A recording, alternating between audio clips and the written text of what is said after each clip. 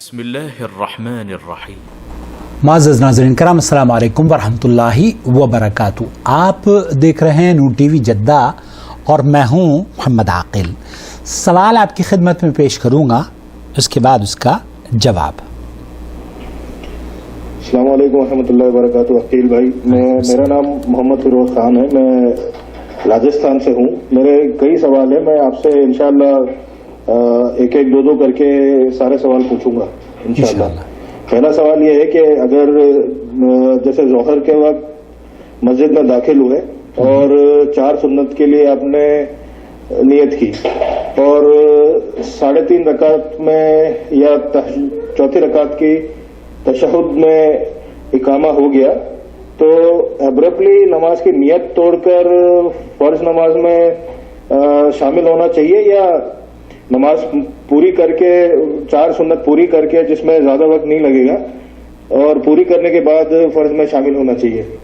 یہ پہلا سوال۔ دوسرا سوال، مجھے ڈائبٹیز ہے، تو میں یہ جاننا چاہ رہا تھا کہ ڈائبٹیز چیک کرنے کے لیے جو گلوکومیٹر ہے، اس کے لیے سوئی سے خون نکالنا پڑتا ہے، وہ لینسٹ ہے جس سے خون نکالتے ہیں، اور خون نکالنے کے بعد وہ شوگر اسٹرپ سے گلوکومیٹر سے میں چیک کرتے رہتا ہوں۔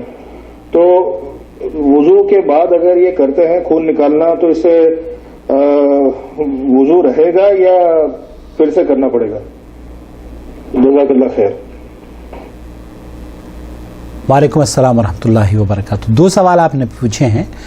پہلا سوال یہ تھا کہ اگر آپ 3.5 رکعت یا تشہد 4تھی رکعت کی آپ تشہد میں بیٹھے ہوئے ہیں، تو میں اس سلسلے میں 2 چیزیں عرض کروں گا۔ ایک تو یہ کہ جو سنتیں آپ پڑھتے ہیں وہ 2 کر کے پڑھا کریں، 2 کر کے پڑھنا افضل ہے۔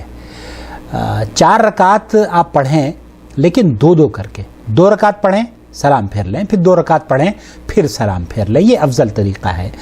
2 رکعت کی آخری تشہد میں آپ بیٹھے ہوئے ہیں اور نماز قائم ہو گئی ہے، اقامت کہہ دی گئی ہے، تو اصولی طور پر اللہ کے رسول صلی اللہ علیہ وسلم کی حدیث کے مطابق شیخ محمد بن صالح العثیمین رحمۃ اللہ علیہ نے فرمایا کہ آپ کو یہ حق حاصل ہے کہ آپ چھوڑ کر نماز میں شامل ہو سکتے ہیں اور آپ کو ہونا چاہیے، لیکن اگر آپ اس کیفیت میں ہیں کہ ابھی آپ سلام پھیر کر پھر آپ کھڑے ہو جائیں گے، یا جلدی سے آپ پڑھ سکتے ہیں اور لمبی دعائیں نہ پڑھ کر اختصار سے آپ دعا پڑھ کر آپ نماز مکمل کر کے اس اپنی جماعت میں شریک ہو جائیں، تب بھی یہ آپ کے لیے جائز ہے۔ البتہ جو ہمارے یہاں لوگ کرتے ہیں فجر کی نماز میں کہ جناب سنتیں مکمل طور پر پڑھیں گے، ان کا یہ ماننا ہوتا ہے کہ جناب فجر کی جو سنتیں ہیں وہ تو نماز کے بعد ہو ہی نہیں سکتی، یہ بات غلط ہے۔ ان کو سنتیں چھوڑ کر فرض نماز کو پہلے ادا کرنا چاہیے۔ نمبر دوسرا جو آپ کا اہم ترین سوال ہے وہ یہ کہ بہت سے لوگ ہمارے یہاں یہ سمجھتے ہیں کہ خون کے نکلنے سے وضو باطل ہو جاتا ہے۔ وضو نواقض وضو میں سے یہ خون کا نکلنا بھی ہے، اگر خون جسم سے نکل گیا تو وضو ٹوٹ جاتا ہے۔ آئیے اس سلسلے میں شیخ محمد بن صالح العثیمین کا فتویٰ سنتے ہیں، وہ کیا رہنمائی فرما رہے ہیں۔ ما حكم خروج الدم من الفم بعد الوضوء سواء بالسواك او من غير سواك؟ سوال یہ پوچھا گیا ہے کہ عام طور پر جب مسواک کی جاتی ہے تو بعض مرتبہ خون نکلنا شروع ہو جاتا ہے، تو اس طرح کے خون نکلنے سے کیا خروج دم، اس خون کے نکلنے کی وجہ سے وضو ٹوٹ جاتا ہے؟ خروج الدم من الفم بعد الوضوء لا ينقض الوضوء. خروج الدم من الفم بعد الوضوء لا ينقض الوضوء۔ وضو کے بعد خروج دم کا، یہ خون کا نکلنا ہونٹوں سے یا دانتوں میں سے وضو کو نہیں توڑتا ہے۔ بل لو خرج من غير الفم دم كثير او قليل فانه لا ينقض الوضوء۔ اس کے علاوہ جو بہت اہم بات شیخ فرما رہے ہیں وہ یہ کہ اگر اس مسوڑوں یا دانتوں کے علاوہ بھی جسم کے کسی حصے سے وضو کے بعد اگر خون نکل جاتا ہے تو وہ وضو کو نہیں توڑتا اور نہ ہی وضو پر اثر انداز ہوتا ہے، إلا ما خرج من السبيلين.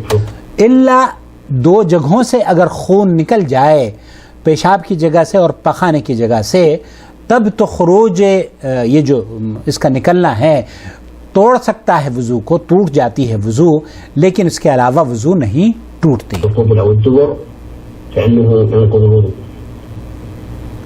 ولكن إذا خرج الدم من الفم فإنه لا يجوز ابتلاعه. ایک اور اہم بات شیخ فرما رہے ہیں کہ اگر مسوڑوں میں سے یا دانتوں میں سے خون نکل جاتا ہے تو عام طور پر اس کو بہت سے لوگ پی لیتے ہیں، یہ نہیں کرنا چاہیے کیونکہ یہ حرام ہے. كقوله تعالى حرمت عليكم الميتة والدم، کیونکہ اللہ رب العالمین نے قرآن کریم میں فرمایا ہے حرمت علیکم المیتۃ والدم، خون کی حرمت اس آیت سے ہے، اس لیے خون نکلنے کے بعد اس کو پینا یہ جائز نہیں ہے، اس کو تھوک دینا چاہیے. ويعلم أن جميع ما يخرج من البدن. ایک چیز اور میں عرض کر دینا چاہتا ہوں، ہمارے یہاں بہت سارے لوگ، یہ میں نے مشاہدہ بھی کیا ہے اور لوگوں کو دیکھا بھی ہے، آپ نے بھی ہم شور دیکھا ہوگا کہ اگر چوٹ لگ جاتی ہے، یہاں ذرا سی کوئی چوٹ لگ گئی تو اس کو یہ ذرا سا خون نکلا ہے تو بجائے اس کے کہ اسے آدمی دھوئے اور اس پر پٹی باندھے، وہ کیا کرتا ہے منہ میں لے کر اس کو چوسنا شروع کر دیتا ہے، جس کے ذریعے خون اس کے جسم میں داخل ہوتا ہے، اور یہ حرام ہے، یہ جائز نہیں ہے. کیوں؟ کیونکہ خون کا نوش فرمانا یا خون کو پینا یہ جائز نہیں ہے.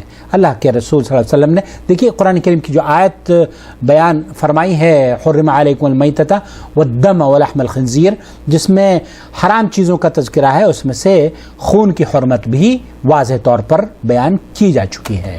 والبول والغائط.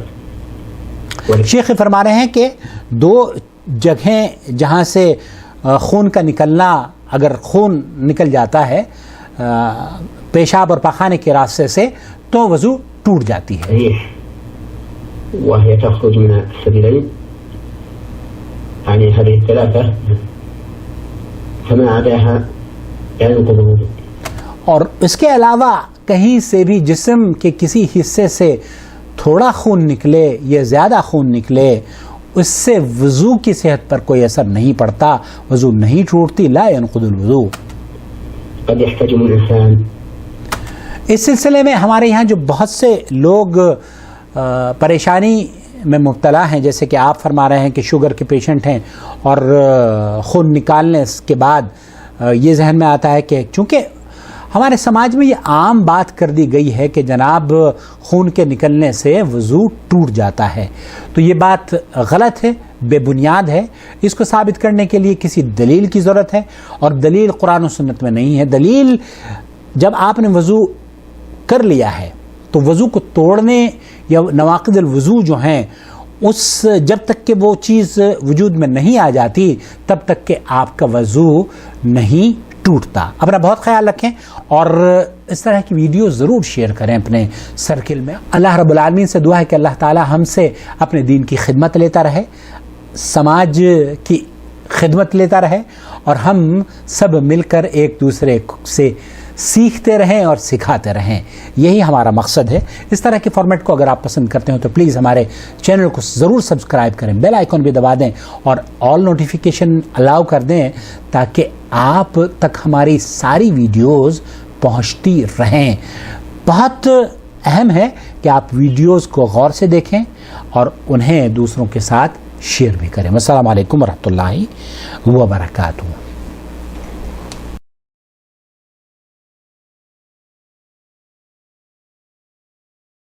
الله ولي الذين آمنوا يخرجهم من الظلمات إلى النور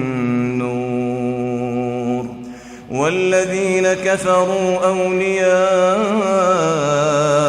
الطاغوت يخرجونهم من النور إلى الظلمات